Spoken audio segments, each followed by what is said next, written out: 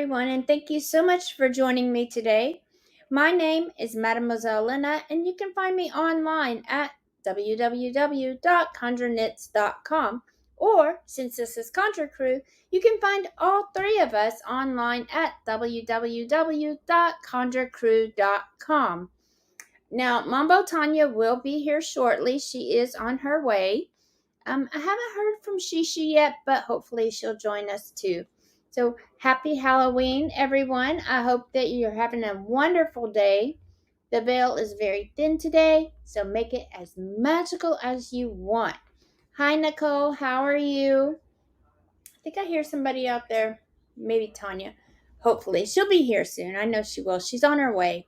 Today, hi, Jed. How are you doing? Yeah, that's something Tonya had on her wall. She let me have a key to her house. So I'm here and waiting on her. She'll be here soon.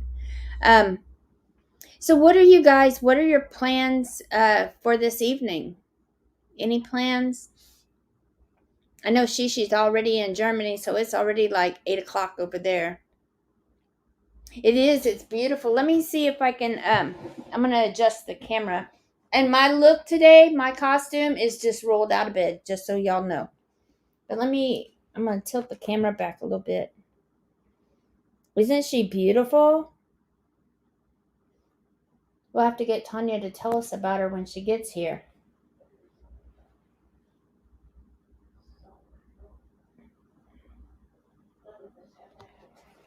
We have a broken foot? Oh no, what happened?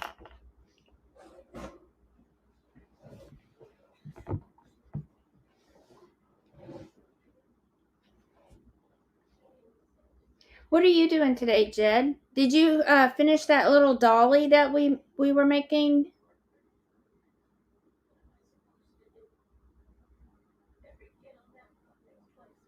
Ugh, don't you hate that? I know, and I feel so guilty because I was driving like 85 miles an hour all the way over here to get here on time.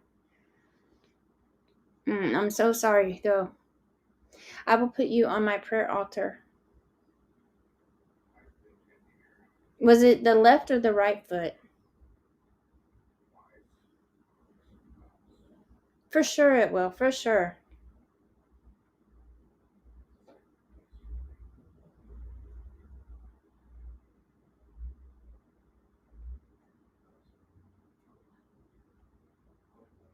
So our topic today is an extended talk on ethical.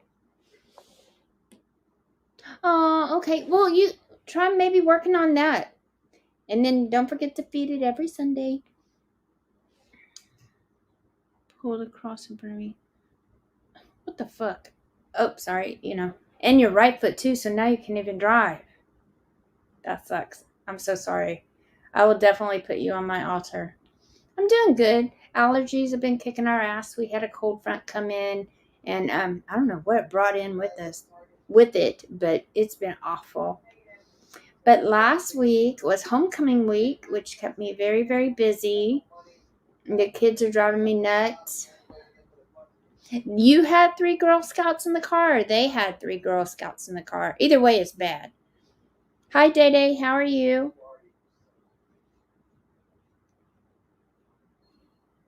So, what was I saying? I get so thrown off sometimes. The topic today is we're going to have an extended talk on the ethical and safe baneful workings. Oh no. From allergies, yeah.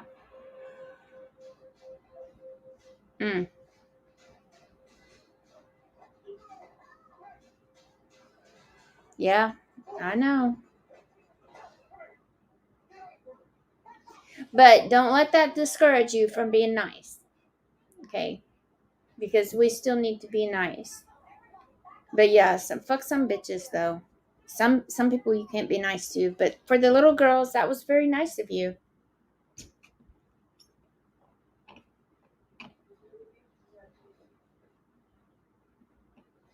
Do it. As I was driving up here, there were so many. It's like 71 miles from my house to Tanya's house. So there were so many billboards that that are out there that say, car accident, if you've been hurt, call me. So make sure that you do. Make sure you call an attorney, and there are attorneys that will work with no money down. They'll just take it out of whatever you get back. So be sure. I don't know what area you're in. Here in Houston, Jim Adler is the big one.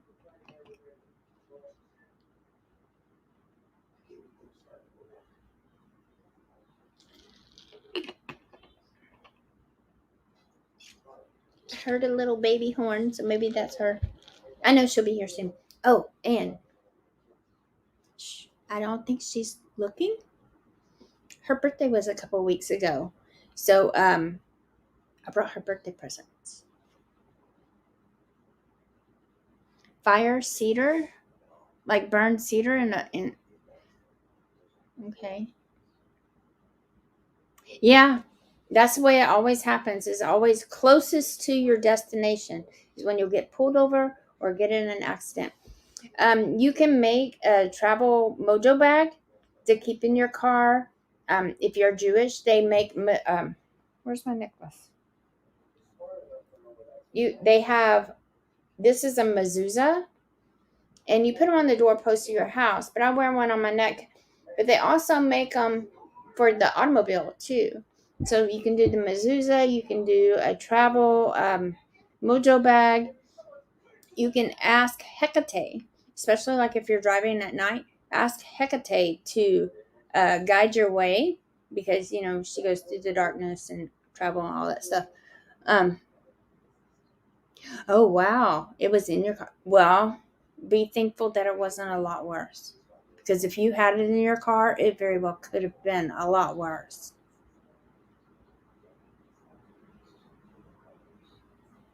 Oh, you live in Virginia. When Shishi comes on, she may know because she lived in Virginia for a long time. Honestly, I've never been there. Are you feeding your bag every week? Feed your mojo bag every week. Even if it's like stuck up under the seat, take it out and feed it and then put it back. And what kind of moon do we have tonight? Is it a full moon or a new moon? Let me see. I don't think I have the app on here anymore.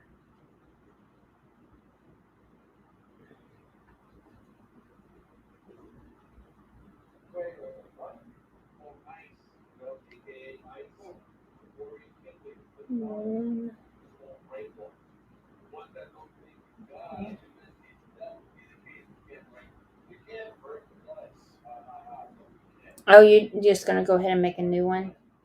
That's a good idea, too.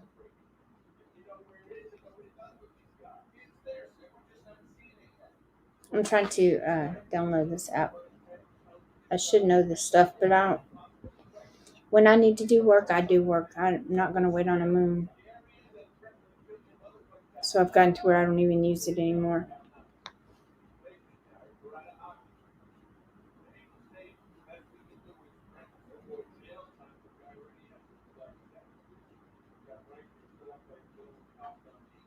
But make sure that you use Hecate as well when you're making your mojo bag. Talk to Hecate too. Put her spirit in the bag so that she's always there to guide you.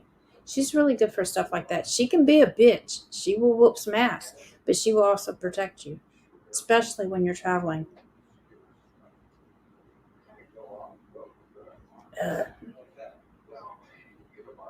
I know I'm on her internet. I think I've got her internet on. Yeah, on her internet. I don't know why it's going slow.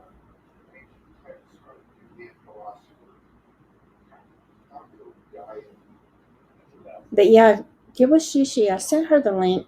She may be busy though. There's no telling what she's doing because, like I said, it's already nighttime there for her.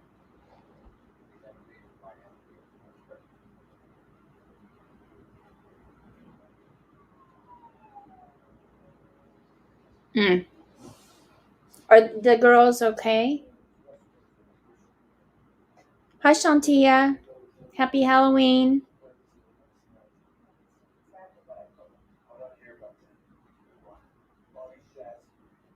Let me go look and see if she's out here. Y'all go ahead and talk. Carry on conversation. I'll be right back. I'm just going to check and see if she's here yet.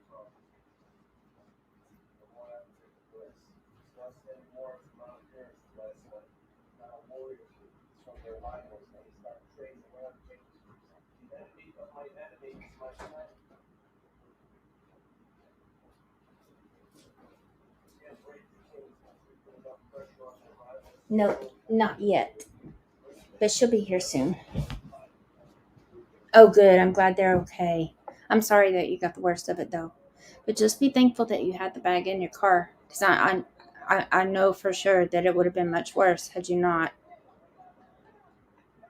So I guess we can go ahead and start. When doing baneful work, and even though the main thing is you need to have your protections up. Cast your circle, make some kind of circle, make sure you're in a safe place when you do your work. That's good. That's good. You can use that for yourself too when doing baneful work. Is spray yourself with Florida water. Make sure that you're clean when you go in. Don't go in to do work at your altar and you're nasty. You know, you want to shower before, shower afterwards. What is it? I said put salt. You can use sage or Palo Santo to clear the area, but you need to put yourself in some kind of bubble. Always cast a circle and close yourself in. Unless, now I did do a working one time because these people next door really pissed me off. So I didn't cast a circle, and I invited all the little nasties to come in. I was so pissed off. These people bought the lot next door to mine, and they brought in all these dump trucks of dirt, right? And they built the land up. So when it rained, of course, I'm being right next door downhill, so all the fucking water would come and flood my house, right? So when they were building, they had put in all the rebar and stuff like that, and they were fixing to and the pipes for the plumbing, and they were going to be like pouring the foundation the next day, and it was a new moon. I went out there. Well, first I did my research. I made a witch jar. I put an alligator claw, not for the good reasons, but for the bad reasons. There was just a hurricane down here, so I went down to Galveston. I gathered up a bunch of broken glass, rusty nails, all kinds of shit. Asafoetida, nettle. I don't even remember. I pissed in that jar. I did everything in that jar. And I took it over in the middle of the night and dropped it down in where they had dug the little trenches to put the pipes and knock some dirt on top of it. And I called in all the nasties that I could think of to destroy this freaking house. They came the next day and poured the foundation. So that witch jar's under the house. It's not coming out. And before they ever finished building the house, the foundation cracked. So sometimes, you want to call in the nasties, but it really depends on what you're doing. If you really want to fuck somebody up and you're on their property, yeah, call them in. But with me living next door, here's what I didn't do is I didn't restrain them to that lot. I did do it for that house, but it was kind of an open door for them to just come walking in my house. And it was like 2 days later, and I was sleeping in the back bedroom, and I heard somebody walking up and down my hallway. I'm like, what the fuck? So, you have to tell them, look, I put y'all next door. You're not welcome here. You need to get the fuck out.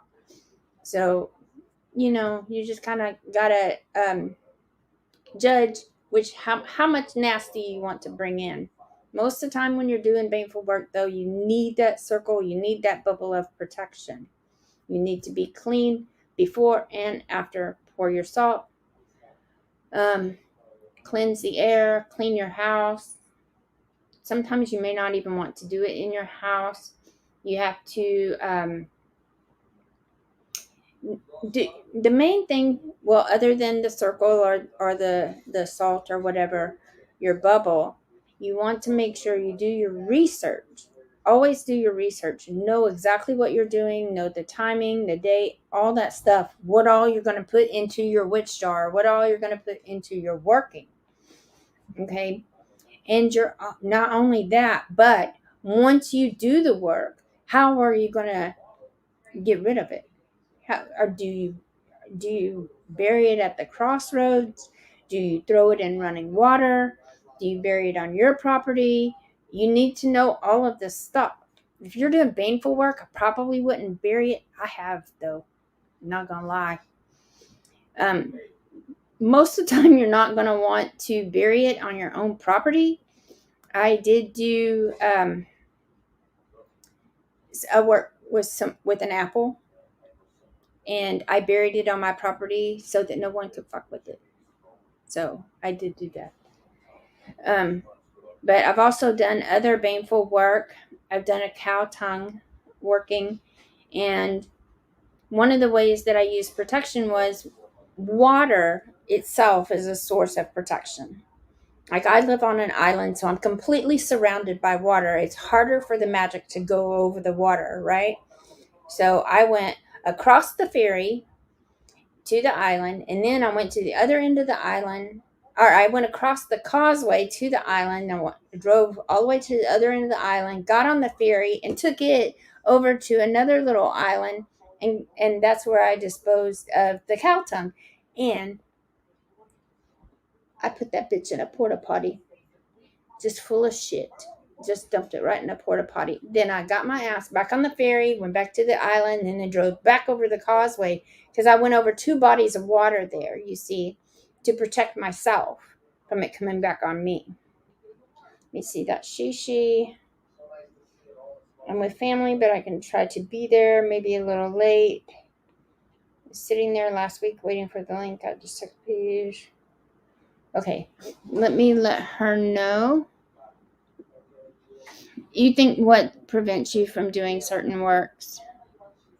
Oh, well, that's why you need to get yourself in that bubble. Hi, Nika. How are you? I think most people, I would rather y'all be on YouTube because I really need the watch hours.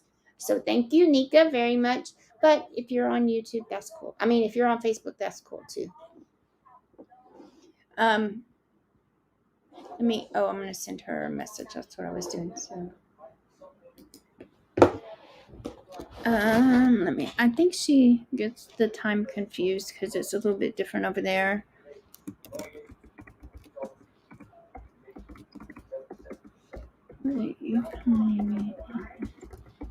Studio.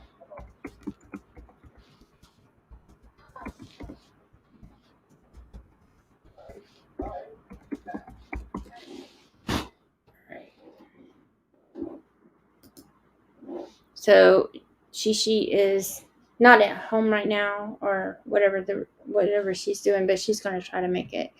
And it is 2:22, so Tonya should be here soon too. I feel like I'm just kind of like running my mouth. So y'all give me some stuff to talk about if you have questions. Shantia, what kind of magic do you do? I mean, like, are you in a tradition, an ATR, eclectic? Would you consider yourself doing witchcraft, or what kind of magic do you do? Maybe I can give you a few pointers. But if you're already, I will say, if you're already a magnet for spirits, put those spirits to work.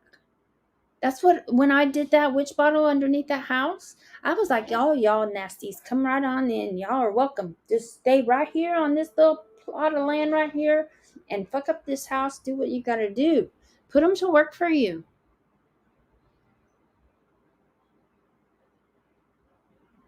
Astral nasties is what I'm talking about. It's like, come on in.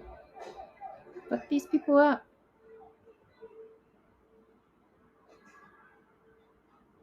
Oh, okay.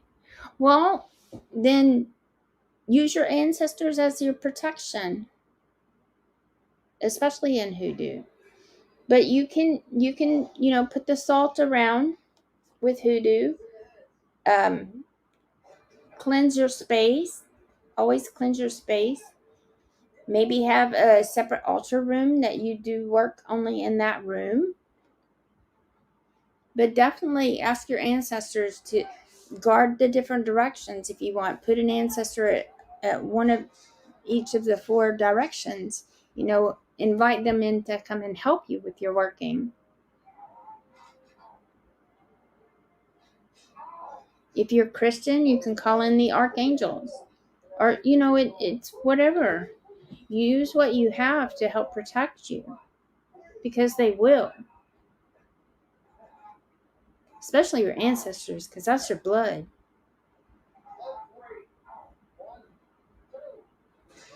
I know those girls didn't just leave me here to do this by myself.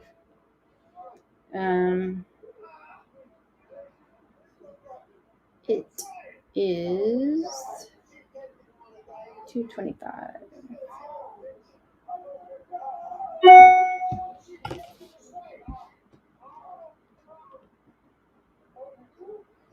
Okay. Well, you know what? You're at some point, something will happen. Inevitably, it always does, to piss you off to the point that you're just gonna do it.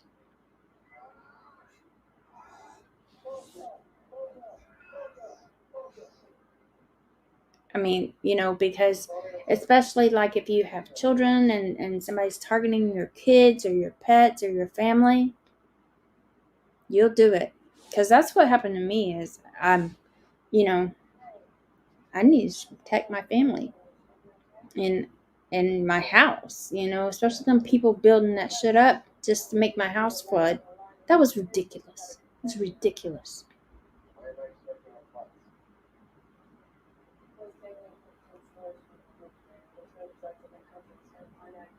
How do you know? You just know because you built a relationship with them.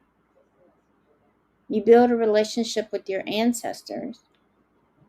Are you talking about protecting you or giving you advice? Or I mean, they're always going to protect you, but you should build a relationship with them. You have your ancestor altar.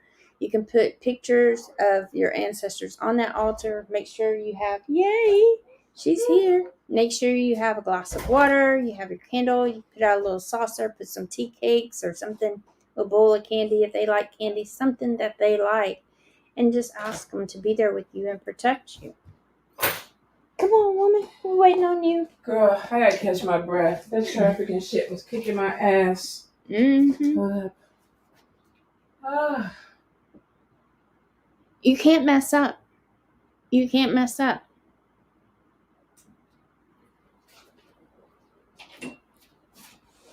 All right. Don't stick that in your butt. No. Everybody loves your painting. Oh, thank you. From my mom. Okay. She said that it looked like me. Hold up, y'all. I got my bottles. The kitten jumped over here and dropped everything toward the... Is that my wig? Hey, it could work for you. Put it on. Let's see. Oh, hello. Spider in my hair. Oh, I don't even have glasses on. I can't even see none of the questions. Where's your glasses? Girl, probably in my purse over there somewhere. Hey! Hey, everybody. So I'm going to let you read questions and put it on. Oh, you're a little too Casper. You're a little too Casper for that color. But I could be like one of them geishas.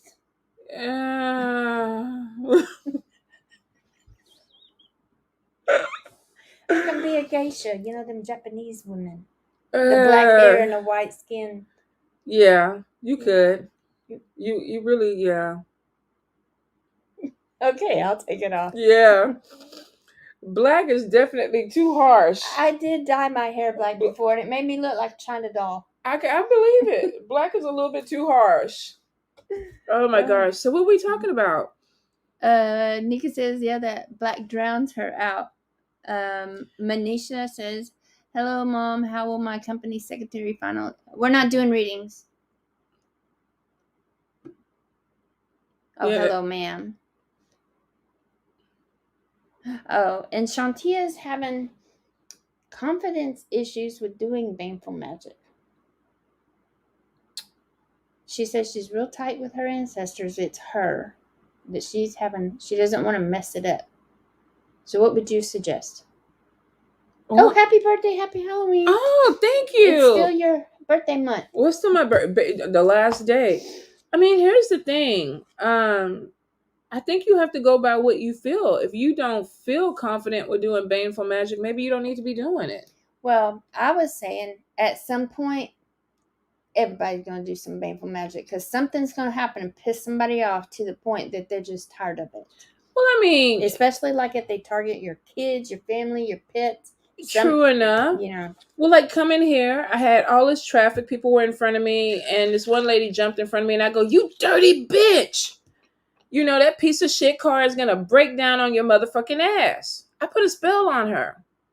That was baneful magic. That was because I 100% felt that in my entire soul. No, that her and that trashy car needed to be fucked up for trying to fuck my car up. That's baneful magic. So I think she does probably do baneful magic through her thoughts and through her words because already. Words, you curse people with words. And thoughts. So if you're just talking about she is going through the motion and thinking she's going to fuck up, how many times have you told somebody, fuck you? That's baneful magic. Yeah. How many times, you thought about, I wish you a lifetime of diarrhea. That's baneful magic. So you've done it. So you can't say that you're not confident in it because if you curse somebody out, that's baneful magic. So yeah, you've already done it. Nika says, to be honest, I feel like I'm better at baneful magic than I am at anything else. I have more fire there. I do too. And remember I was telling you, when I was in a coven, the high priestess wrote a note on my paper saying, come talk to me. And I went to talk to her and she asked me, she says, do you think you could ever do dark magic? And I laughed. I really laughed because it's like, that's all I do. I have kids. I do a lot of protection work. Do more baneful stuff. Like I already told you guys about the cow tongue and the witch's bottle and all kinds of shit. Most people don't realize that when you get upset, you're doing baneful magic because your emotions are targeted towards the person that you're upset with. So you may not be out there doing a cow tongue. You may not be out there doing, jar spells or burying people in the graveyard. But sometimes your thoughts can be just as powerful as containers. Yeah. That you're using. That brings up another thing is when you're protecting yourself, if somebody's doing baneful magic to you and you're sending it back, don't only send back the work they're doing. Send back the work they're doing, even if they thought about doing it. Send that shit right back to them. Because if they think it, they can manifest it. Yeah. But she's saying, I keep getting put in situations where a great deal of injustices are being done to innocent people. I'm passionate about kids, and the shit going on with these schools are provoking me. Oh, girl, I know that too. It pissed me off too, especially if you're talking about letting the kids go to school unvaccinated, not having to wear a mask. That's bullshit. They're putting our kids in danger. But here's the thing too. You have to divine on work because sometimes that is a lesson. It's a universal lesson for you, for the kids, for the school. Just because, and I see the world, there's a lot of things that are unjust, but there are certain things that are happening because there is a balance that needs to be done, whether we understand it or not. Oh. Only one of them's yours. I just didn't Thank want you. It was already wrapped. Is this Moonlit Fae? I can't even see. Yeah. So I just didn't want to. Sorry, y'all. I just didn't want to unwrap it. It was already wrapped. I was lazy. Oh, okay. So there's two of them in there. One's mine, one's yours. Okay. But I'll let you open it, birthday girl. Well, thank you, ma'am. But yeah, divine on the situation because we have a mutual friend that got mad and cursed the whole city of New Orleans. But the whole city of New Orleans wasn't the problem. So you have to kind of see and focus your target. If you're unjust with a system, who is the origin of that system? What is the target? Is it the teacher? Is it the administration? Or is it Greg Abbott? Or is it Greg Abbott? So there's always a target, because there's a reason. Another thing too. Oh, these are so pretty. Is when you're pissed off. Here, you can look at them. When you're pissed off, wait 24 hours. Because you may not be as pissed off, and you don't want to like curse somebody's penis and then turn around and want to use it the next day. Oh, these are so cute. Thank you. Because we're golden girls now. I saw that. I was like, yeah, she's giving me the elder bag. Golden girls. But here's the thing too. These are really, really cute. Oh my God. We got tarot cards. Now you're trying to distract me. Is this for the golden girls? Mm-hmm. This is really, really cute. Okay, I gotta open and look, you guys. But here's another thing too. I think a lot of times when people talk about baneful magic and wanting to make things right, because we got a lot of people that throw at people just for the hell of it.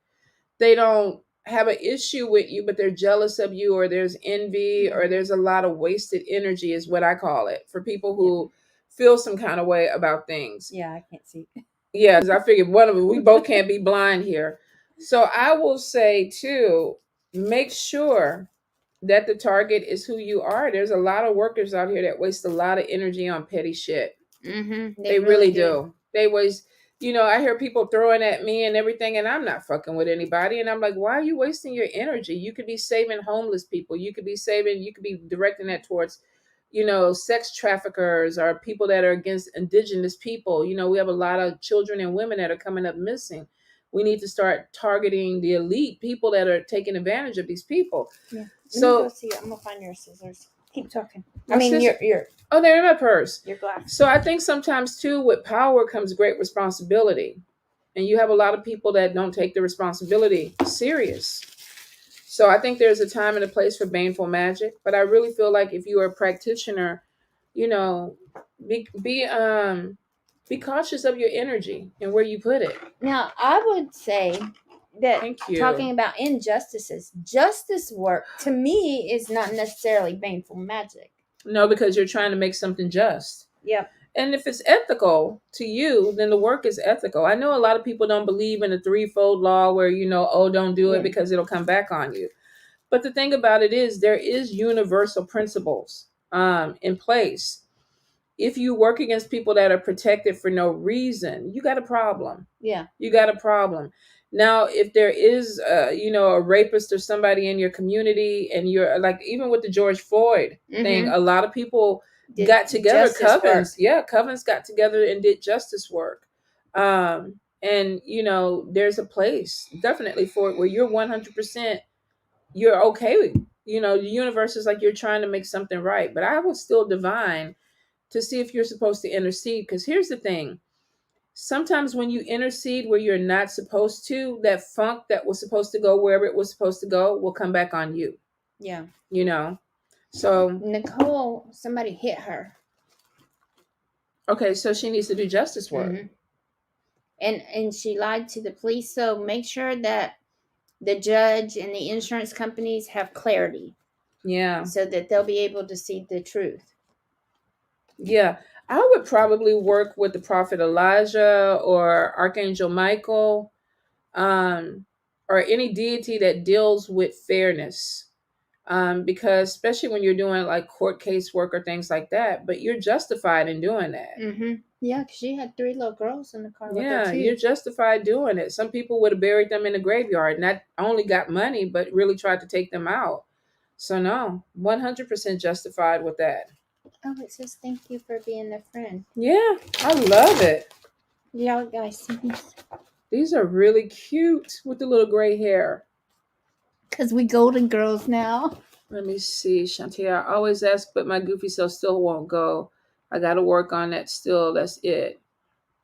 I think the whole thing about it is when you are a practitioner, you should listen to guidance from spirit. Sometimes my spirits are like, sit your ass down in the corner and look at Netflix and eat popcorn. It's not worth our energy. Don't come to me with that BS. And then I'm kind of like, okay, let me not do it. But then there is sometimes where you don't want to listen to spirit. I've seen a lot of people where spirit is like, don't do it, don't do it, don't do it. And they did it. And they're like, I'll take that ass whipping later on. If spirit is going to come back on me, I'll take that. Well, what about that lady that said that she was calling on, who was it? It was an African spirit, and she ended up dying. Oh, Papa Legba. Yeah. But here's the thing. It was, Papa Legba didn't come in and kill her. but that's part of doing the research. If you do baneful magic, you need to research. Well, especially when you're working with the Lawada, Orisha, or deities that don't play. And if you're making pacts with spirits and demons, you have a certain responsibility. If they don't hit the target, that spirit has to come back. It has to be fed some kind of way.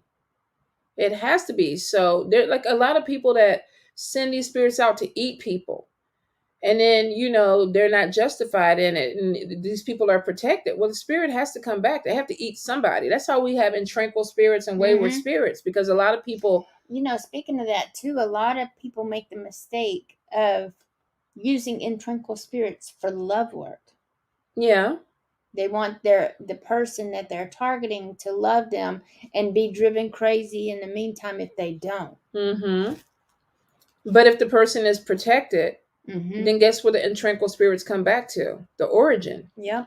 Because you made the agreement with them. So like these spirits have to be fed, whether you're doing offerings or, a lot of people do blood offerings or blood pacts, which if you don't know what you're doing, I probably would not be giving spirit blood, because when they get a taste for it, there's certain deities and certain spirits that love blood.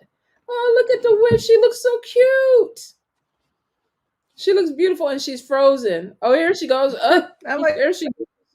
Hey. But I think you have to, if you are summoning spirit, you need to know whether you're using it for money work, love work, baneful magic. You need to know who you're summoning, what the offering should be, and how to protect yourself, how to protect, and how to banish when you're done with that spirit. There are a lot of people that know how to summon, or they figure out how to summon, and then they just forget about the spirit. Oh, it fucked that person up. Now it's out there wandering around or whatever, feeding off of just innocent people. Or either it comes back and starts to feed on you. Yeah, Jed's saying you never know whose grandma's praying to St. Michael for them and got a witch auntie if you have the full picture. That is true. That's why I divine on any type of work. Yeah. Before I do it, she froze perfect. She looked like she's about to get on her broom and fly. Oh my gosh. But yeah, you never know. What does that mean? You never know who's protected in the spiritual. So when you put yourself out there, you're open. And here's the thing. You have a lot of unethical workers out there that will take your money and call certain spirits in and do the work. But here's the thing. Even the worker, if the work comes back or reversals, a lot of times it's going to hit you too. You paid for the work. You made a pact. You made a commitment to get it done. So you got to be careful. And you also got to be careful too, because there's some tricky people that will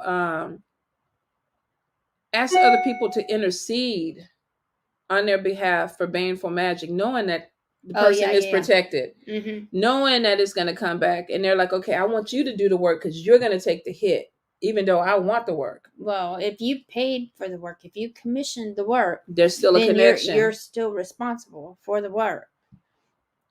Is it wasteful to use my energy towards people who have ill intent for me, but they don't know me? Yeah, it is a waste of energy. Here's the thing. I do a spell every month where I put enemies, period. Known and unknown. Yeah.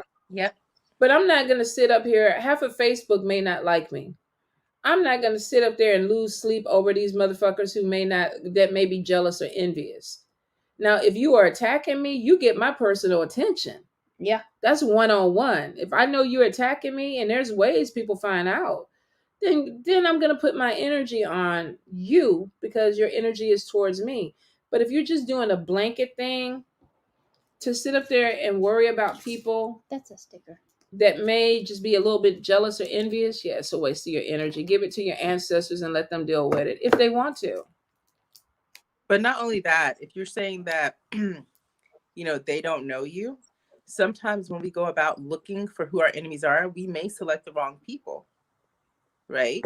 And so you have to be wise with that too. You don't want to just be thrown out there to someone who didn't really do anything to you at all, or you're assuming, you have a feeling that they might be doing something to you. I mean, a lot of times, and we see it so often, we have practitioners that are like, oh, this person did this to me. And then you're like, well, what did they do? And it's just something simple, like they didn't like what they said. And next thing you know, they're starting this whole hex and curse ritual. And then starting a witch war for what? Because they said they didn't like the way you said something, or they disagreed with a certain practice that you may have. So, when you are doing those things, if you're saying that you just want to be protected, like they said, do enemies known and unknown, and then just let it be. Because as long as you're, strong within yourself, you're strong with your spirits, they're going to get everybody that is trying to mess with you anyway. And they're going to get the people that you thought weren't messing with you, and then it turns out they were. So, but sometimes when people want to go and look for it, get the wrong person. Yeah, and Monique is talking about she's been attacked, but she's not sure if it's work being done. If you're protected, you will know.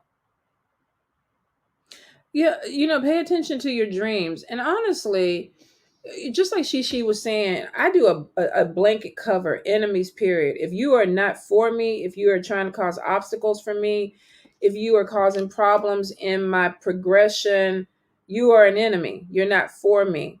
A quick spell, write enemies on the bottom of your shoes and walk on them. Keep them underneath your feet. It's really effective. And every day that you put your shoes on, pray over it. All the enemies that are coming after me, they're beneath me. I am above them. I walk over them.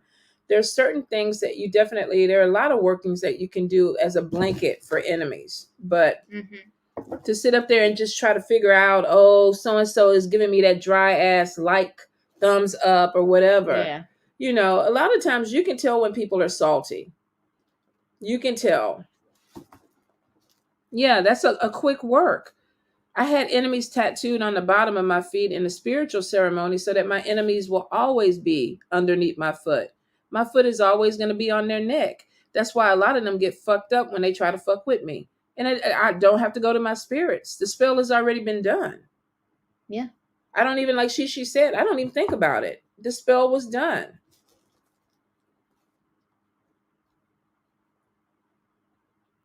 Yeah, monkey cheese. Vertigo is my tell too. Whenever I wake up with vertigo, somebody's working me. Somebody's working me. And if you start praying, you will literally shake yourself out of it.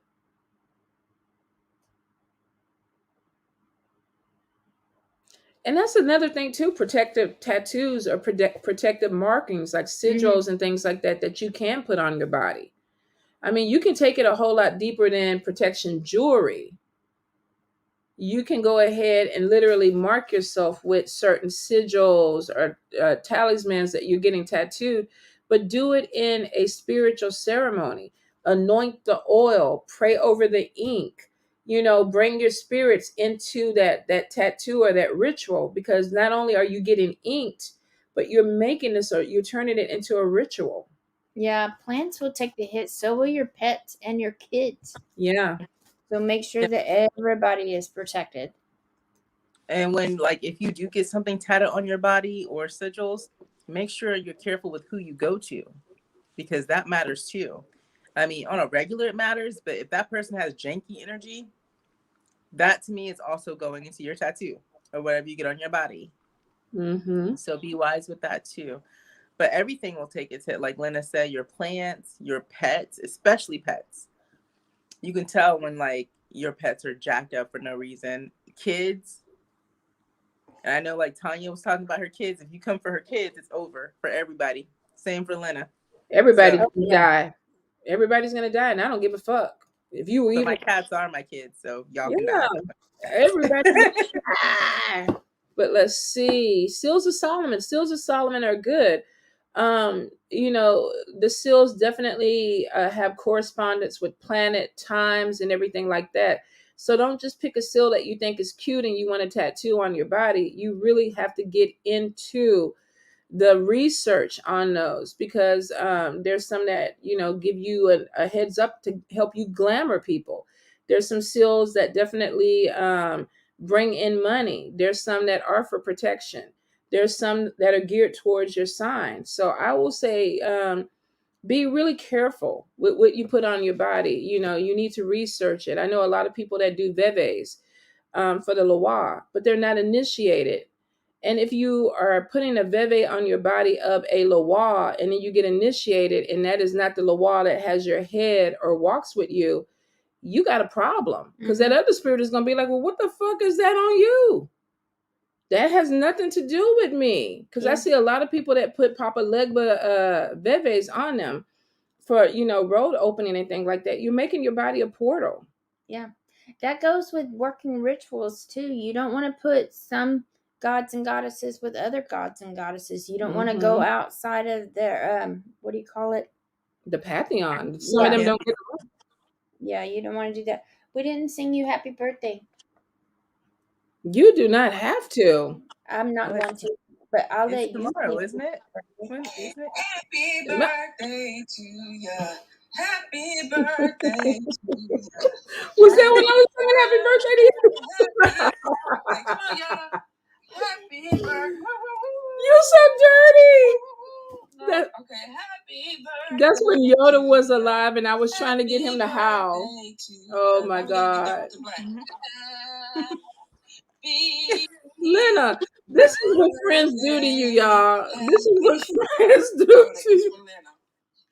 Friends can blackmail you with shit you don't even remember you did. But those are the best friends. Those are the best friends. You just had to sing it to yourself. I was getting it too, man. I was getting it. You said, "Let me get down with the blackness." Oh my God, I broke it down. I started to put a rap on it too. Oh my God, shit. You keep shit forever. Let me look through your phone. No. It was blackmailing me. Thank you, Angela. I'm sorry, Heather Shove said she's felt so drained of her energy lately, and she's had so many people notice it and make a comment on it. Is there nothing that she can do? I think that may have something to do with Mercury retrograde. But if you are feeling drained, you could always do a bath as well. Cleanse your energy, cleanse your house as well. Because that makes a really big difference. Mop your floors, clean your windows, put your protection up so that things that you don't want coming into your house don't come into your house. Absolutely. That would be my first thing, was a bath, a spiritual bath, because you could have picked up an attachment. Yeah, that's what I was telling them before y'all came in, that when you're doing baneful work, make sure you take a shower before you go to your altar to do that work, and then take a shower afterwards. Keep yourself. And if you do baneful magic, do it outside your house. That's the safest way to do it. Is don't do it in your house. Do it outside your house. Ooh, it's raining like crazy here. So Heather, if you did a bath and you immediately felt better, then that means that you need to do a succession of baths. You can do baths in odd numbers: 1 day, 3 days, 5 days, 7 days. In Voodoo, 9 days, we have 21-day baths for some really heavy stuff. So if you really are feeling that way, I would be like Shishi, take the bath, do a cleansing of your house, because the energy may be in your environment, and that's why it's reattaching to you. So you need to cleanse your house. To me, when I take a bath, everything needs to be cleansed. And not just cleanse with Palo Santo or sage either. You need to clean your house, because chaos spirits live in clutter. Yeah. Exactly. And wash your floors with Florida water. Wash your windowsills and everything with Florida water or a cleansing. Ammonia too. If you don't have Florida water, or ammonia. that lemon flavor, pine salt, pine salt, pine or is the protected. lemon ammonia, because the lemon is like a cut and clear. Yeah. Pray over it. Pray over your stuff. Get into, whether you're into your biblical psalms or scriptures or just prayers that have meaning to you. Pray over your stuff before you cleanse. Nicole is saying, I'm too drained to cleanse. Nicole, you can brew a cup of coffee, throw that in your bathtub, and sit in it. And put a little bit of ammonia, a cap full of ammonia, sit in it, and cleanse yourself. If you are too drained, there's egg cleanses where you literally could go to your refrigerator and go ahead from your head down and cleanse with an egg. So there's a lot of different things, like even vinegar, even urine. You could pee in your bathtub. And I know a lot of people are like, oh my God, that's gross. But urine cuts work. Your urine cuts work. Mm-hmm. Or go to if you're by the ocean, that works. Salt water. Just sometimes you don't even have to go in the ocean because the air and the breeze sprays you. Yeah. There's all kinds of, and don't be afraid to pee in the water, because when you swim in that ocean and you're out there taking pictures of all the beautiful coral and animals, just remember the reason it's salty is because whales come a lot. And there's a lot. Oh God. Okay. That's what you came up with, Lynna? Yes. I didn't know she was going there. I thought she was going about people urinating in the water. She's talking about whale sperm. People pee in the ocean. The whales come in the ocean. Lynna. But everybody thinks it's so beautiful, so don't be afraid to pee I in your bathtub. I could have dealt a lifetime without hearing about swimming in some goddamn whale sperm. You're gonna think about it next time it's saltwater. I would like to make the comment that there's many animals that come in the water, including humans. Oh God, y'all, come on. But what I am saying is, fortunately, it's salty, so hopefully that cuts and clears everything anyway, right? But the reason it's salty is the whales. I'm telling you. I don't believe that. I don't even know what to say anymore. I'm telling you. And I'm like, she's up here. She's like, because y'all are about to see me on National Geographic. It's about to be real.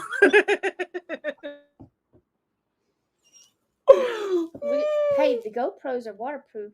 We can go under the water and watch them come in the water and be like, that's how the water I have never, ever thought about that, ever. You know, I'm never going to be able to forget it. You're going to get it. The really sad part is that you probably will be watching it on a GoPro. She would probably get one and she'd be like, come on, Tanya, let's go on a field trip. I can see it right now. She'll even pack your lunch. It's going to be over. Oh,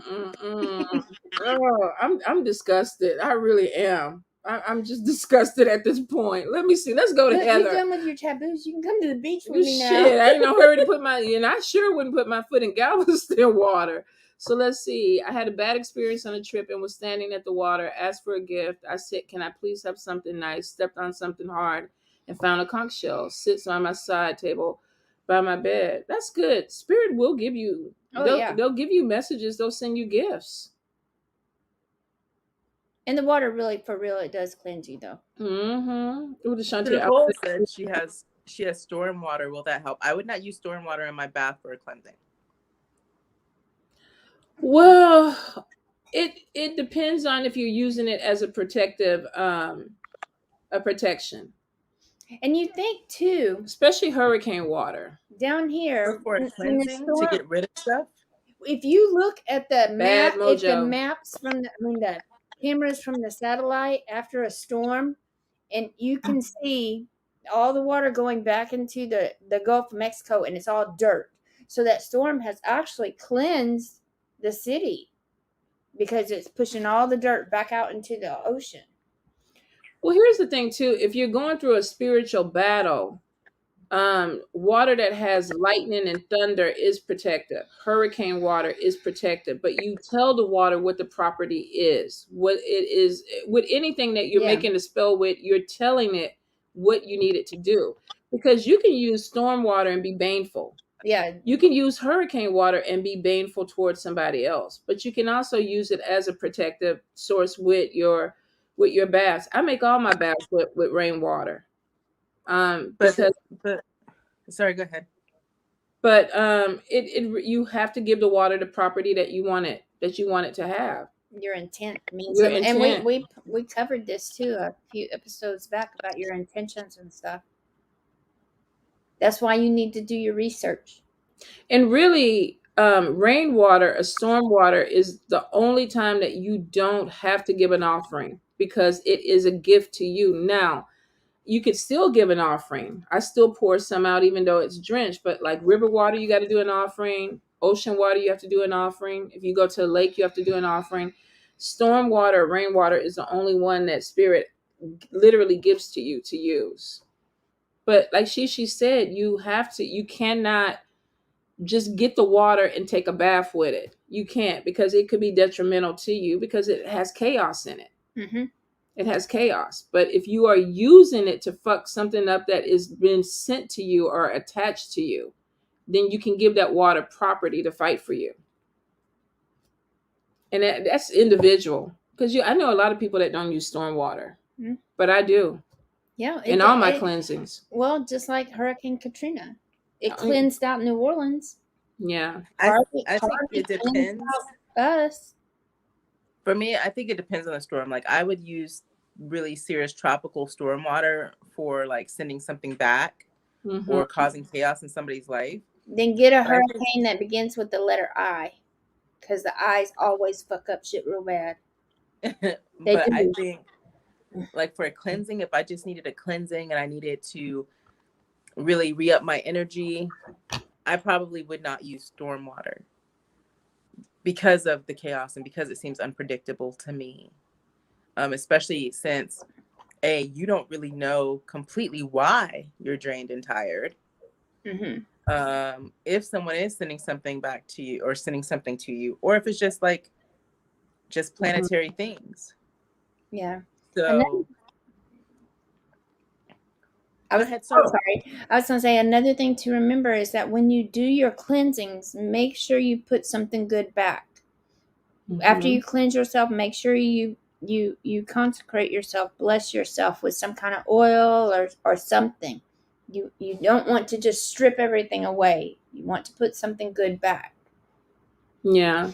Bronson said I was taught to never use storm water to cleanse. And I 100% get that. It is effective in my cleansings. It really is, because I literally use it to fight whatever it is that I'm taking off the person. But I'm used to it. So maybe I've learned how to work with the chaos in it. I'm not sure, but it works for me. Not everything is going to work for every practitioner. You know, the path is wide open. So I always tell people, get in where you fit in with it.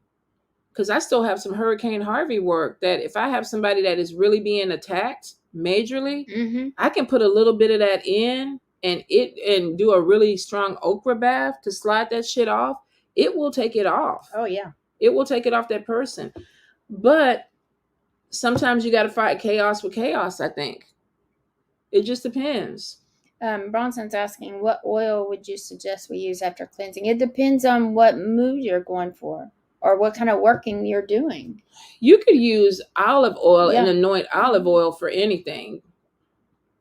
I mean, if you have a practitioner that you buy oil from, you can get protection oil or fiery wall of protection or Archangel Michael or road opening oils. But literally, if you have olive oil, you can assign your intent to that, because it's a holy oil. It's a what do you call it? I just had a brain fart. Anointing oil. You're making an anointing oil. For me, I like to add rosemary to it, because rosemary is like the everything herb. So you can drop rosemary in there and be like, I want protection, I want abundance, I want prosperity. You can mix it and let it sit in there. Rosemary for health too. Yeah. Basil is good. Parsley. I mean, there's definitely a few herbs that you could drop in for sure. Lavender. But rosemary is a everything, fix everything type of herb. So yeah. Definitely. And there's some stones you can drop in there too if you're trying to just make your own oil.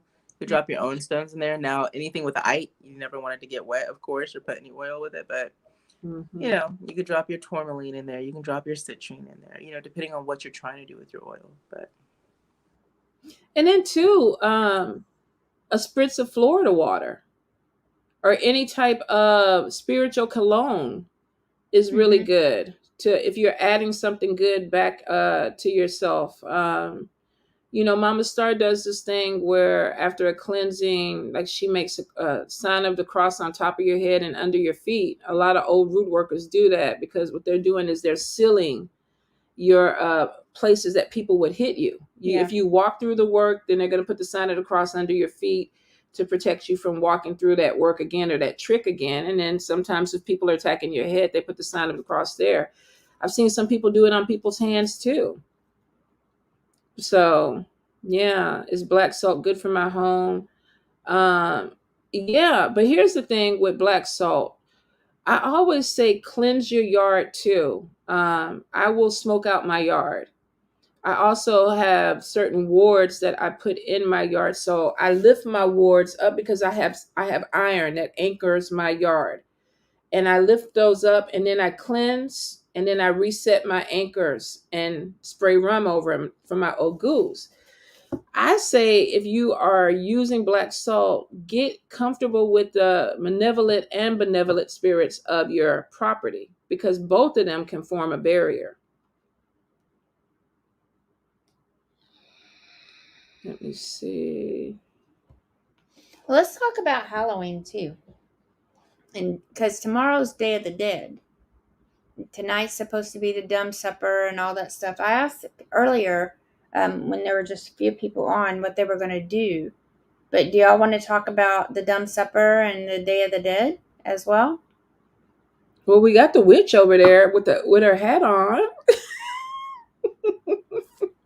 She got her veil. I love it. She shaded us.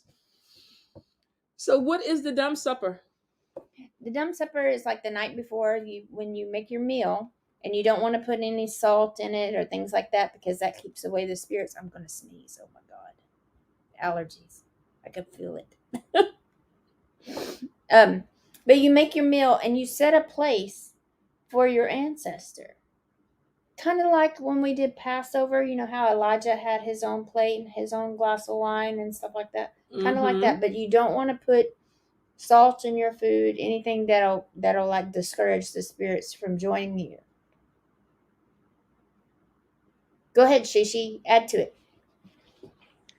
But also some people, they get together. It's also a silent supper, which is why it was actually called the dumb supper. It's because no one would speak. So it was a completely silent supper while they were eating. But some people also, what they do is they invite their friends over and everybody makes a dish that's really popular to their family or their ancestors. That would be so cool. And then they everyone brings that and they bring their pictures and they make it a ritual night for some people. Some people, depending on what practice you do, it is called dining with the dead. So at midnight the plate is set and they invite the spirits to come over like a seance. And it's said that the spirit will come and you can see the chair and they sit down and you can actually have the conversation with the spirit that you're calling in to get answers that maybe you greatly, to answer questions that you haven't been able to get answered in any other way as well. Oh, I could use my Ouija board tonight. Oh, I got one too. I should have brought it. I'm going to put it out. I haven't used it. I haven't tried. I was trying to do it the other day and it would not move. So I'm going to try it tonight and see if it will move. Well, go somewhere that is like definitely has a lot of spiritual activity. Your house should definitely be good for that. Oh, it should be. It should be. But if you want to go outside, you could. Oh, I wonder about Galveston with all them dead people. Yeah, you should do it and then let me know what happens with you. Now, if y'all don't see me next week, y'all know that I went off the deep end. Isn't that where you want us to go ghost hunting next year, Lynna? Huh? Yeah, the bonfire. You want us to go ghost hunting at? Yes, we're doing it next year, right? Next year. I'm putting it down. Just let me know my date so I can get my ticket. I'm going to show these people. Bronson wants to know where this dumb supper practice comes from. Traditional witchcraft. Last I checked, it's traditional witchcraft. But I don't know exactly like when it started. I haven't researched that. I know I've participated in a few. And then unfortunately I did not pay attention to all the details such as dates or anything. But last I checked, she said it was a traditional witch thing because that was the teacher that was, showing me it. And she didn't like it anymore because she felt like it was wrong that it was called the dumb supper. and that you weren't allowed to speak. So she had some issues with it, but I can research that and get that to you though. That is interesting. Let me show this picture here. Can you guys see that? That huge ass orb? With the people in the orb.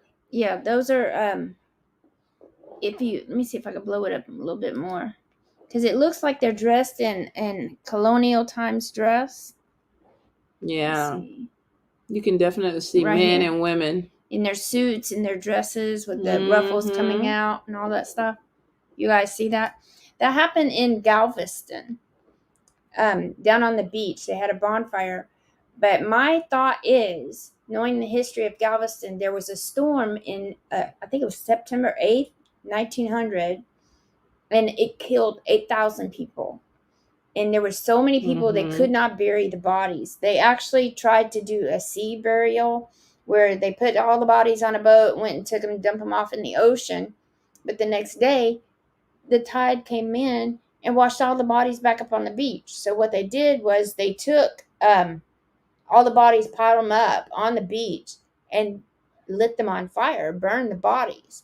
So my thought is that since they were having a bonfire on the beach, that it activated those spirits, because I have never seen an orb that huge. Well, you can see the people in the orb. When was this picture taken? A couple of weeks ago? Yeah, Friday before last. Yeah, a couple of weeks. Thursday before last. So a week and a half ago. Because you can see the old the dresses, the ball dresses. You can see the man, and it looks like a man, two women, possibly kids. But you see the people.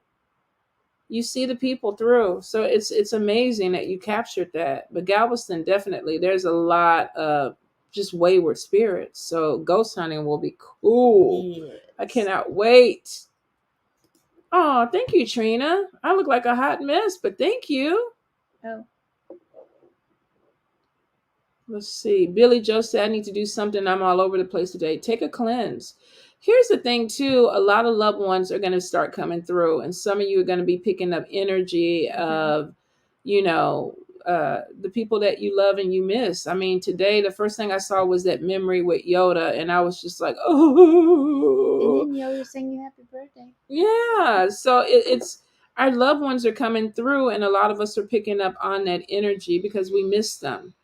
And they're letting us know that they're still here, that they're still loving us. The energy is overwhelming for some people. Yeah, because right now the veil is at its thinnest. Yeah. But love on them. Yoda has a big ass bone in his dish somebody gave him. I don't know who gave him. I need to get that bone out of my truck. Yeah, they gave him a big bone. And then of course, like Lynna was saying, feeding your ancestors.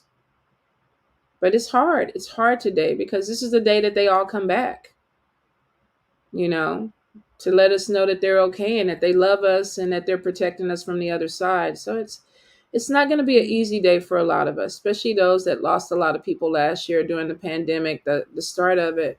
Yeah, because those spirits, I would think a lot of them are intranquil. Because they're just wondering, they don't even know what hit them.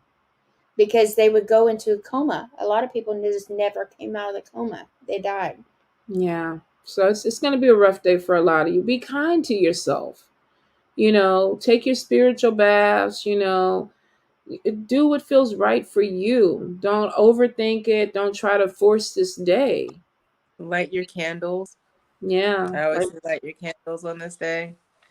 Yeah. Or do like Munchie Cheez-Its, pull a card. That way you've got some kind of guidance for the day.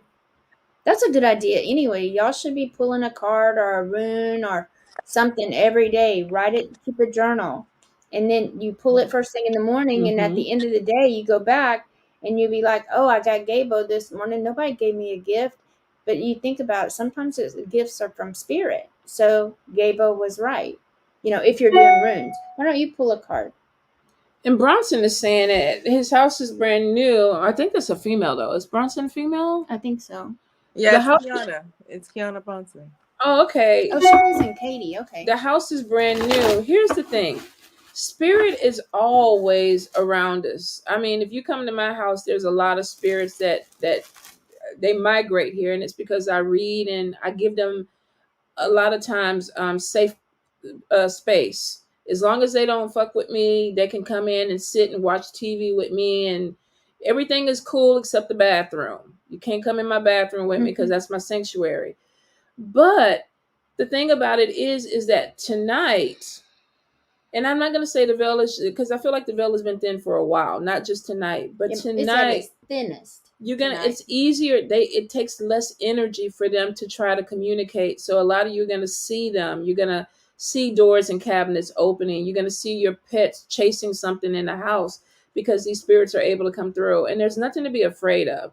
For the most part, a lot of them are just passing through. Yeah. Maybe you have something in your house that's interesting. You know, It could be ancestors too. Yeah, So you're going to be ancestors. receiving messages. You'll hear things. You'll see things. Pay attention to all that stuff. So And Kiana,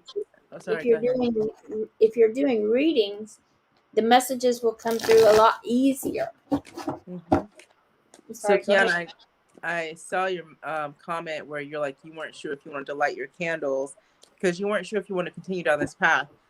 You know, it could be, it doesn't even have to be this path. It's not a path thing exactly, because there's Catholics that light candles. They went to church today to light their candles. You know, just to honor their people. And even if it's not today, they go to church and they light their candles. So, you know, it's just a respect. Every Friday night at Shabbat. So don't be hesitant to light your candles. And here's the thing: if there is spirit in your house and you don't want it in there, you can tell spirit to leave. You have authority over your domain. You do. And then you might need to cleanse. But I feel like a lot of people are going to get activity tonight. And most spirits, all you have to do is tell them to leave. Some of them can be a little more difficult, but I would say for the most part, just tell them, get the fuck out of my house. You're not welcome here. Oh, you got the 8 of Cups walking away. I don't think I asked a specific. Walk away and get some rest. And get some rest. Yeah. The world belongs to you. Let's see, and I don't think my ancestors want me to walk that path. Oh, Ifa. She doesn't think Ifa is for her. Listen to your ancestors. You have to do what you feel is right for you. Yeah. Sometimes you're gonna have ancestors that won't agree with your path, but you may be called to it anyway. And Angela said spirits are heavy in her house all the time. But Angela, you practice, so that makes sense because you're calling in spirit for your work. I did not pull a card for myself today. What'd you get? I don't know. I'm shuffling and pulling. I'm like, I want to shuffle well because I had readings today. So let's see. I had candles lit, but I was hesitant because I'm currently trying to decide if I want to continue down this path. Well, then make your candles for something else. Well, here's the thing. Spirit exists whether you light a candle or not. So it's getting closer to my next big initiation, and my ancestors are not having it. But here's the thing about initiation, because I've gone through 2. Your world turns upside down every time you initiate. It doesn't necessarily mean that your ancestors aren't cool with it. It means that you're being tested. Are you ready for this? Do you have what it takes? Are you ready for this responsibility or this obligation that's coming? So a lot of times it's not necessarily ancestors not wanting you. It's going to be the spirits of that tradition that are like, not everybody's accepted into this club. Yeah, do you have what it takes? Even with Christians, if say you don't go to church and you start going to church, bad shit will happen to you. A lot of them say it's because the devil doesn't want you going to church, but they're testing your determination. So it depends. I don't want to do it, but they say it's my destiny. So here's the thing. First of all, you don't have to follow any line that you don't want to. I'm the first Mambo in my family in this generation because other people did not want to be a Mambo. I wanted to be one. So the ones that didn't want to be a Mambo, that doesn't take away the lineage. It doesn't take away the ancestry. They just chose, I don't want to do it this lifetime. Maybe they'll do it next lifetime. Maybe next lifetime I won't want to do it. You have free will. That's the beauty of living right now is that you don't have to do anything. Destiny can be changed. It really, the path can be changed. So if you are not 100% sure that you want to do it, don't do it. The time is not right for you. And the way that you're writing, it's not right for you right now. What card did you get, Shishi? Six of Pentacles. Oh, okay. Money coming in. Yeah, but also having to give and be generous as well. Pay it forward. When you do get your money, make sure you pay it forward. Mm-hmm. But then I pulled for myself and I'm like, ooh, I got some stuff. Good stuff, but there's some stuff. So we'll see. Release is good. Let's see, Angela, my cat Shadow. Yeah, animals are going to be a little bit jumpy today because, of course, they're picking up spirit. My cats are asleep. The two little dogs come up, make sure I was okay. Come in the house. They think they live here. They were trying to come in. Yeah, I was told them to. Yeah, They do. Yeah, they do. They think they live here. So Bronson, they predict death if I don't follow my path as a Indian Nifa. Doesn't mean you're going to die tomorrow or next week. You got time to make a decision on if this is the path that you want. So maybe you don't want it this year. Maybe 4 or 5 years from now, you'll take it. I didn't become a mambo until I was 40. No. No. I was 40. I was 49 when I initiated the first time, and I initiated again at 53. So, I could have initiated younger, but I chose not to because I wasn't ready. So, babe, it doesn't mean if they're saying that you will die if you don't do this, then you need to go back to your spirits and ask them to give you a timeline. Do I need to do this next week, or can I do this 10 years from now? Because there's only two things in life that are guaranteed: taxes and death. You're gonna die at some point. Yeah. And you gotta pay your taxes because they don't fuck around with that shit. And I mean, in certain traditions, people initiate because maybe they have cancer or maybe they have a chronic illness or a terminal illness, and the spirits are like, if you initiate and join with us, we will heal you. Mm-hmm. So if you do have a medical issue that needs to be addressed, that could be why your spirits are calling you to it. Not that they're making you do it, but they're doing it for their protection so that they can heal you through the ceremony. So there's a lot of different ways that you got to look into that, Kiana.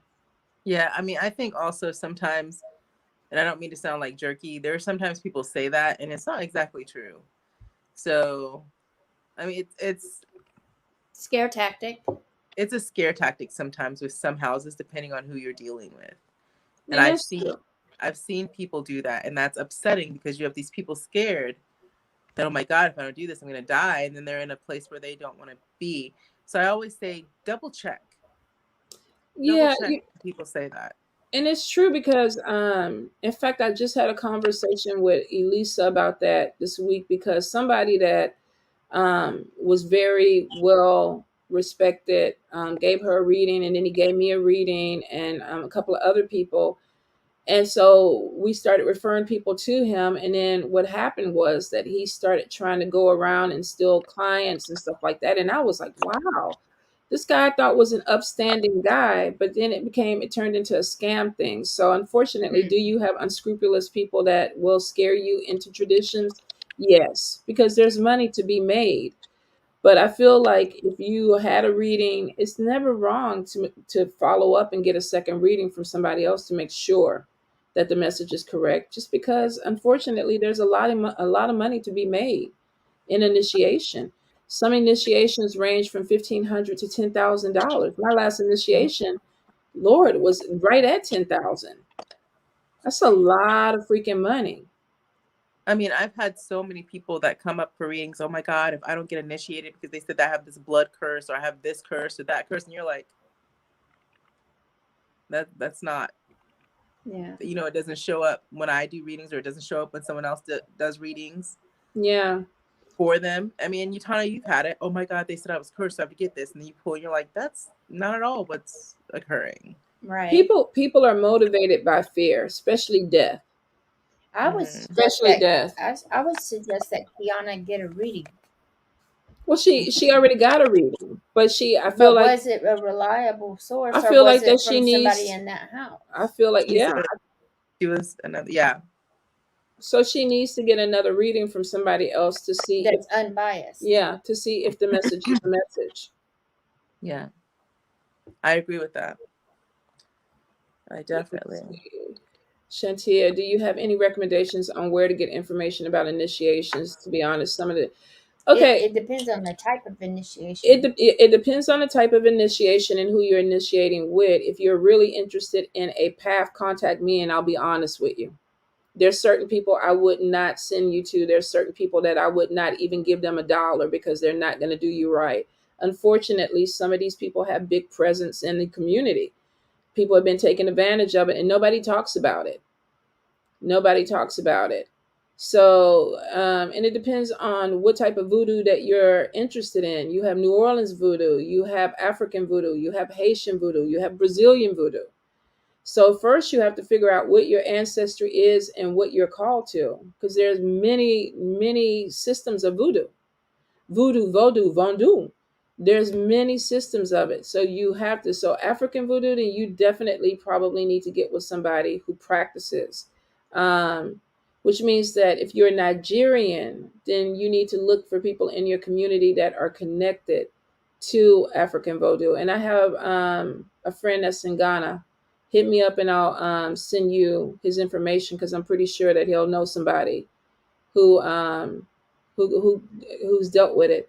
I've only done surface research. You know, you got to get a little deeper. If you're looking for a godparent, you got to get a little deeper.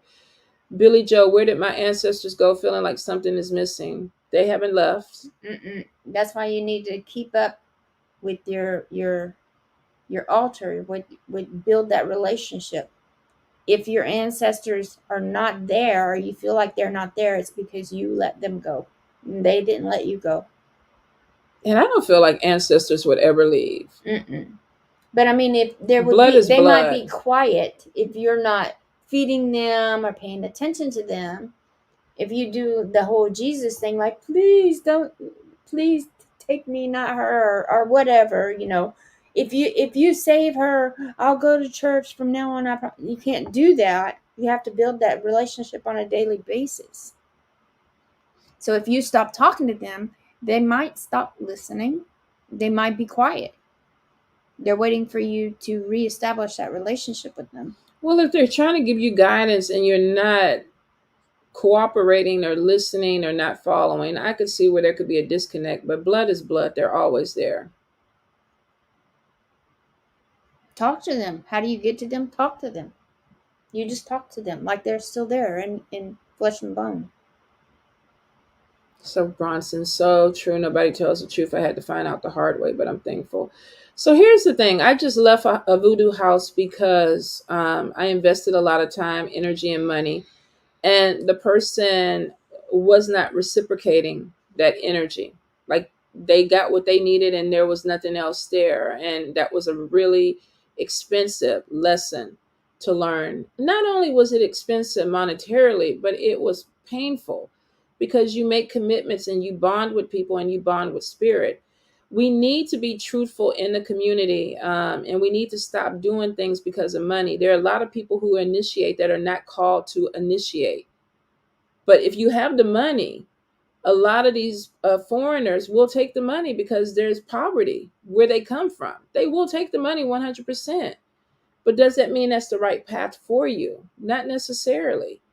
A lot of people need to be truthful, but a lot of people won't be truthful because the money. It has nothing to do with spirit in some houses. Absolutely nothing to do with spirit. If somebody is continually talking to you about initiating, why? Why do I need to initiate? Then you go to your spirits. Then you get another reading. Then if they keep talking about, well, I need the money to be in by this date, or you need to have your money in by this date, or you need to be able to pay for this by this date. If the conversation keeps going towards initiation and money, then you need to question that. Because you need time to build a relationship with an organization or a group or a family. If all they're talking about is money, then you're with the wrong people. And make sure any kind of group you're with, if you join a group, that you're going to learn something from them, that they're a teaching group, because a lot of the time it's not just a hangout. You don't pay to hang out with somebody. You pay for knowledge. You pay for guidance. And then too, I think people need to realize a spiritual house or a coven, just because people say they're connected to spirit doesn't mean that there's not dysfunction there. Even if you are in a coven or a group, that's why a lot of people are solitary, because they don't want to deal with bullshit. They don't want to deal with siblings. They don't want to deal with the hierarchy. They don't want to deal with it because there's dysfunction there. So be prepared to spend time with these people to make sure that the house that you're going into is, it gives you what you need. It's a family. It's supposed to be a family. Yeah. Let's see, Kendra. I'm very new to all this. I never hear or notice anything out of day-to-day things. What is I can do to make connection with my aunt? Pretty much what Lynna was saying. Light a white candle. Give them a cup of coffee. Give them water. Spend 5 minutes with them. What do you think, Shishi? I agree with that. I was actually going to answer Billy Joe's. Go ahead. Answer Billy Joe too. Question as well, which probably can flow into the question that you selected. It does not have to be a big thing, the altar. It could be very unassuming. And you can have a picture. You can have water. You can have your candle. It could be right by plants, as long as you're not putting living people on that altar or wherever you have the dead at. Then, that's like the number one big rule. But it doesn't have to be something that seems obvious to other people. Because how many times have you walked into someone's house and it was pictures, candles by them, and maybe a glass, and no one thinks anything about it. Yeah. It could be by some plants. So it doesn't have to be something that's obvious. It could be something that's aesthetically pleasing, in fact. But don't put a picture of your grandmother and your grandfather holding you when you were a little girl. Right, because you're still living. Don't put living people on the altar. The dead will come to take that living person. Right. Right. This could be an altar. Put the dead with the dead, pretty much. Yeah. So, but it doesn't have to be something that's obvious. So I know that you're saying you live with a conservative partner and you can't be you. That's the great thing about this practice. That's the great thing about, walking your path. You make it work for you as well. So incorporate you into your practice. It does not have to be something big and grandiose. Mm-hmm. And a lot of people get that really confused. Really confused. Yeah. They look at the TikToks. They look at all these big name people and they have these huge altars with all these things. And they're just like, it doesn't always require that. It could even be one decorative candle. Yeah. You buy at Home Goods or, whatever, Target, whatever it is. You pray intent over that candle, light it up, let it fill your room or your home, and that's your altar. Your partner doesn't need to know what exactly it's doing. If you know your grandmother liked the smell of lilies or roses or something, you buy that decorative candle, you put it right by your grandmother's picture, a glass of water. There you have it. Right there. She says, I'm always thinking and trying to connect you. Maybe don't overthink it. Mm-hmm. Don't overthink it. Just talk to him.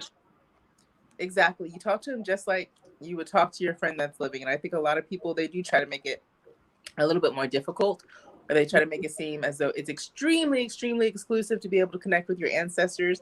And the fact is, we all have the ability to connect with our ancestors. Mm-hmm. Every single one of us. And here's the thing too, people get caught up on how the ancestors speak to them. It could be angel numbers, 555. It could be a song that plays on the radio or gets stuck in your head.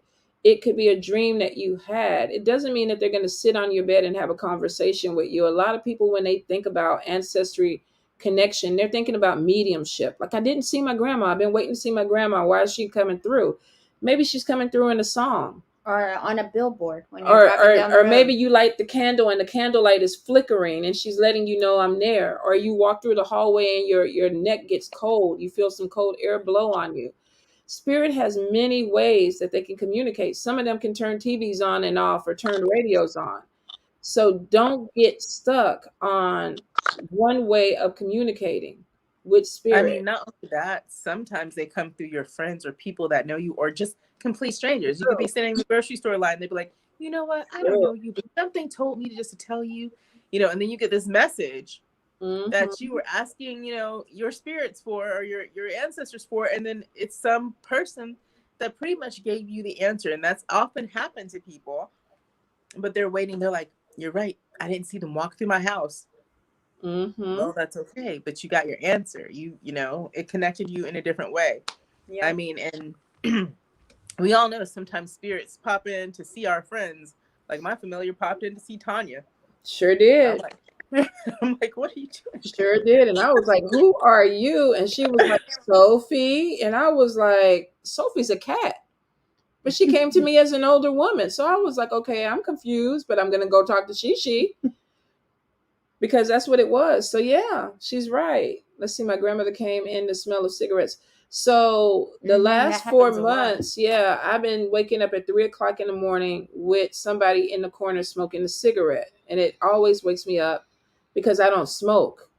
And I'm like, who is in my room smoking? But yeah, certain perfumes. Let me see. Heather, I've constantly noticed 111-333-444. Yeah. Look them up. Do the research. Look them up. Because it could mean something different each time. It depends on what you were doing at the moment, what's going on, where your headspace is at, things like that. Oh, look, somebody said, oh my God, sweet Sophie. Nicole, don't give sweet Sophie. Do not give sweet Sophie. Nicole, by the way, thanks for the comment. Tell Amanda I love her too and I miss her. But no, Sophie is not sweet. She's shown herself to Tonya and she's shown herself to Alyssa, because Alyssa was like, who's that old woman walking around your house with that silver hair? Yeah. And that's her. She's just walking around. She's a beautiful crone. She is absolutely a beautiful crone. But when she was like, my name is Sophie, I immediately connected her with the cat. And I was like, no, Sophie's a cat. And she just laughed. And why she showed herself to me, I'm not really sure. But I was very honored that she did, because a lot of times with spirit and familiars, they don't allow people that they don't trust to see them. They don't. I can't remember. Were you going through something at the time? I was really frustrated, and I was like, I just don't want to talk to anybody. I think I had called out of work for a few days and just stayed home. And you were like, Sophie came to me, and I was like, which Sophie? You're like, you're Sophie. I'm like, who? So she was reaching out. She was reaching out to your friends to check on you. The same thing happened to my ancestor altar. I kept having a picture that kept falling off, and I would pick it up and it would fall off, and I would pick it up and it would fall off. And it was my nephew who passed away last year. And I kept going, Chris, what are you trying to tell me? What do you want me? And I couldn't hear him. I could not hear him. And he has a brother. So I called his brother and I said, Marquin, what's going on? And he goes, Auntie, I'm going through a really hard time right now. Chris was letting me know, please check on Marquin. That's why his picture kept falling off, because he was like, it's me. I'm asking you to do something for me. And the moment that I talked to Marquin, the picture didn't fall back down. So pay attention to little things like that, because spirit does communicate. They do communicate. That Angela said her bestie comes in with cologne. Oh.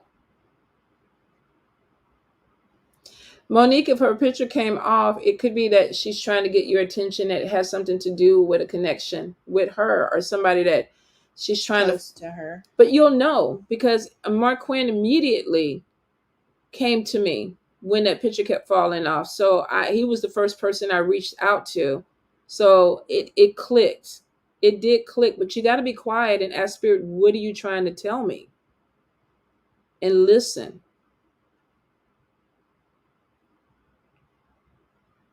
Pay attention to your dreams. Pay attention to your dreams, but also I think a lot of people try to connect to all their ancestors. And I mean, we see it often, like you get the ancestry.com, 23andme.com. They're like, we need to connect with the ancestor from every part of whatever was on that, on the report. Please note, you may not want to work with every ancestor on your report. they may not want to work with you either. So be really wise when you're deciding who you want to work with, which comes to the point of make a relationship with them before you decide that you want to work with them, because not every ancestor is not going to do it for you. Right. If We you don't have, be working with Chester the molester. right, or just because they're gone now doesn't mean you could be like, well, I am initiated into this, or I do this, so now you got to do work for me. No, if your grandma most likely did not like witchcraft, she is not going to do it for you. True. Period. So don't expect them to change just because they've moved on. So keep that in mind too. But then also, once again, research these people. You don't want to work with someone who molested children, and then you have kids in your house and you're like, oh, protect me. No, it doesn't really work that way. They were still people. So just be wise. That is so true. Energy doesn't always change when it makes it to the other side. So you got to be really careful. There's ancestors on my altar that do not, they don't support voodoo. And I elevate the ones that need to be elevated, that want to be elevated, and that want to work with me. The other ones, just honor them. I honor them. I'll light the candle for everybody, but I understand not everybody is going to agree with the path that I've chosen. But it is my path. So the ones that want to work with you will come through. And Monique, if it's making you think of her daughter, then you need to check on your grandmother. You need to check on your grandmother. Hey, baby Libra. Happy belated birthday. What time did you start? Okay, speak it out. I started at 2. Oh. Speak it out at the altar. Welcome those ancestors to help me and mean well and support what I do. Yep. Yes. Yes, Jet. And you'll be surprised. Some of you may have a lot of ancestors that come through that really want to help and navigate. But, take the help where you can. And some of you are going to feel some kind of way about certain ancestors. I always say it and I joke, but my mom is not an easy person. She didn't get along. She doesn't get along. Look at it. I'm already putting her in the grave. She always say I'm always trying to kill her off so I can put her on an altar. She doesn't get along with a lot of people, but she will fight fiercely for me if I need her. So when her time does come, she's going to have her own section. I will not be able to put her on the ancestor altar because she's going to knock everybody else's shit off. Mm-hmm. Or they're going to try to knock her off. I already know this. So she's a little psycho. She's going to have her own little thing.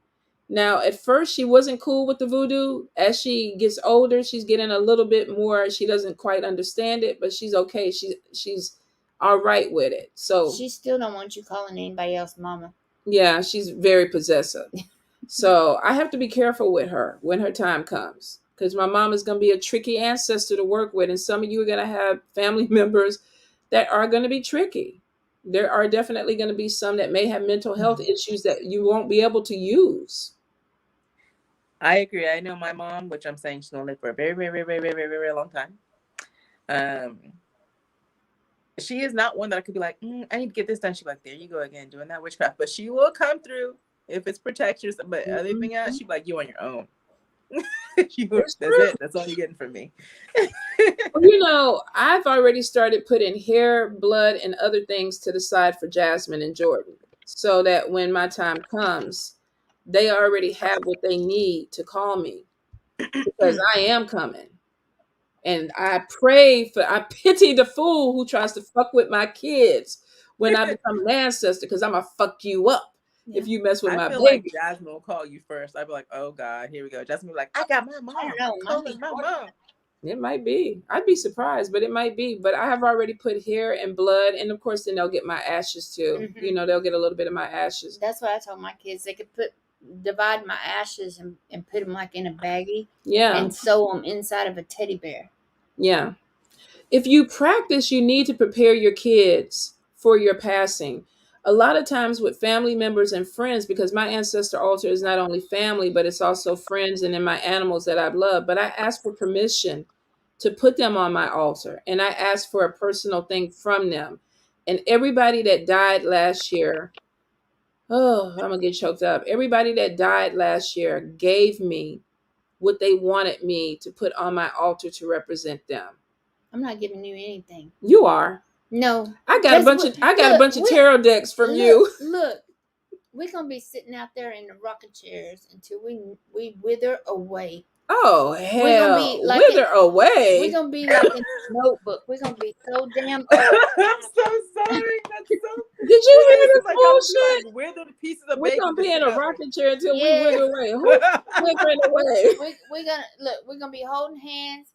I'm gonna fall asleep. You gonna fall asleep. Next thing you know, the wind is just rocking the chairs. Ain't nobody even gonna know we done gone. I'm gonna be mad if I show up and I'm be like, now that's just rude. Yeah, these bitches deserve to die without me.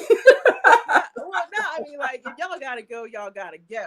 We ain't going for a long time. She say, I'm gonna light a candle for y'all, but y'all go wherever y'all need to go. Look, But I'm just going gonna be like, so long y'all just gonna leave your bodies up in the rocking chair like that? Who gonna come Yes, get the y'all? wind's gonna just blow us. Y'all never know.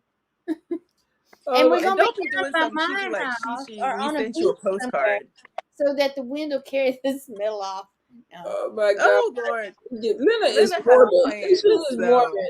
no, but we got a long time to go. We're gonna wither away. We're gonna be so old. I'm gonna tell y'all how I'm gonna go. I'm gonna be on an island dancing with some island man that's 23. I'm gonna have on some glittered bikini bottoms, and I'm gonna be topless, and I'm gonna be ting ting ting ting ting ting, and then my heart is gonna give out, and that's how I'm going. Look, Simone, that's the way she wants her and her mama to go. See, I ain't crazy. Oh well, y'all go that way. Y'all go that way. It'd be like in the Notebook. One pass, the other gonna pass right with them. Well, I don't know about all that, but we'll see. Let's see. Monique, Look, that's the special. cabana boy ain't even gonna. He's just gonna set the drinks down on the table. I guess so. He gonna be like, them old biddies is gone. Let's see. It's so special that you're already leaving things for them. Yeah, I believe in preparing my kids. I practice. I'm a mambo. There's certain ways that a mambo has to be buried, but I want my kids to have what they need. If they become workers, they need to have my blood. They need to have my hair. I mean, technically I'm going to be around. I know it. But I want to leave something that they can use to work. Let's see. Monique, I lost 2 people this year. Is it true I should not put them on my altar? Here's the thing with that.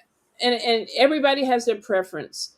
I feel like if somebody passes away, you can put them on the altar. Now, here's the thing with ancestor altars. Ancestor altar can also be a working altar. There's 2 different ways that you can do it. You can do it where you're just elevating and remembrance and honoring. And then if you are using spirit to work, you need to let them acclimate. Because a lot of times I had a dream where my stepdad came to me and he said, I didn't know I was dead. I didn't know I was dead, which means, and he's been dead 5 years. He's still having a hard time acclimating that he's not here anymore. So I would not put him on the working altar because he's discombobulated. He's confused. But I would put him on the altar where I am honoring and elevating him to help his transition go smoothly. If you are working your ancestors, and when I mean working, I mean working with. Yeah, that bitch hurt me. I need to send you out to handle up on her. Those need to be ancestors that are strong and ready to work, that have had time to acclimate and build up their strength. Somebody that just passed away, it's going to take them a little while to transition. So it's not that you can't put them on the altar, but you have to figure out how you're going to work. There's really, there in some traditions, you can ask them if they're ready. Yeah, you could. You definitely could. A pendulum, a card, or whatever, to see if they have acclimated and they're ready. Some come right across. I had some that passed away last year that were like, use me. I'm here. Let me know. But that's normally not the norm. Some people get very confused. So talk to your spirits. Talk to your spirits for sure. Oh my God, I have a hella strong ancestor. Yeah, I think it's a beautiful thing when you have a working altar, but working altars take a lot more work and commitment too, because you're asking these spirits to do things. do things for you, and they need to be confiscated. You what is the word confiscated? Yeah, confiscated, right? Where you're paying them back.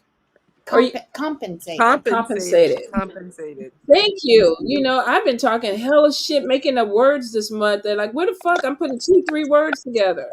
I was like, are you trying to confiscate them? You trying to take them away? Or what are we doing here? I was like, No, okay, I'm trying to give them some money. I'm trying to give them something. Compensate. Thank you. Compensate.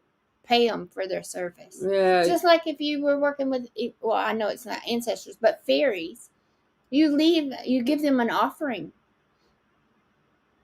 Yeah. Yeah. So, I mean. You go to church, you put money in the plate so that you know, they can intercede on your behalf or, you know, whatever. So your ancestor altar, you can honor and elevate without working your ancestors. There are a lot of people that just do it as a memorial to remember them. You don't have to work or work with your ancestors in that capacity. But if you are a practitioner, I know Shishi has a grandmother that comes through a lot. She has a lot of family that comes through that helps her navigate certain situations. That's a working relationship. She's helping, she's guiding her through some things, so that energy, that spirit is putting out energy to connect with Shishi. So that's a working relationship. Yeah. So you got to figure out what your altar is. What is it going to do for you? I'm not trying to cut anybody short, but I gotta leave like at 4:00. No, I'm good. I was kind of like, okay, what? Look at me. I'm like, what time are we stopping? Because I know Shishi got to go to bed. Oh yeah, it's like what? You look beautiful, by the way. Thanks. I'm off tomorrow, actually. But yeah, I didn't realize with the time change that you guys are actually now. What time is it over there? What hasn't changed for us yet? When does it change? Next week, isn't it? I think it's next weekend. So it's like 3:50 over there, right? Mm-hmm. Yeah, it's 3:50 right now. Normally, you guys are 7 hours ahead of me. And so when Lynna was like, are you coming? I was like, well, yeah, I got some time. She's like, no, it's like 2. I was like, oh, okay. Did not know. So I'm 6 hours with you guys right now. Oh, okay. Okay, well, I'm glad you're off tomorrow. Get you some good rest. I will, for sure. You guys enjoy your Halloween. Everyone enjoy your Halloween. Enjoy your Samhain. You know? You too. We love you. Love you too. And let us know how it works out with everybody's Ouija board and gum supper and just your goings on tonight. I have to research the origins of Dumb Supper. I know I did hear it. I just probably didn't suck it in. But if you guys are using your Ouija board tonight, please be wise. Yeah. Don't just call out. Put up your bubble. Put up your bubble. Yeah. Yeah. Put up your call protection. your ancestors in for that. Mm-hmm. Yeah. Yeah. Don't just be willy-nilly calling any spirit out there, because there's going to be a bunch of them walking. A bunch of them walking tonight. Yeah. Especially after this past year. Mm-hmm. Oh, yeah. Yeah. Yes, definitely. All right, loves. Nicole is like, yeah, no Ouija from me. Nicole like, fuck that shit. All right, you guys. We love y'all. Be safe. Mwah. Bye-bye. Love you, Shishi. She looks so pretty in her witch's. Love you too. Bye. Bye-bye.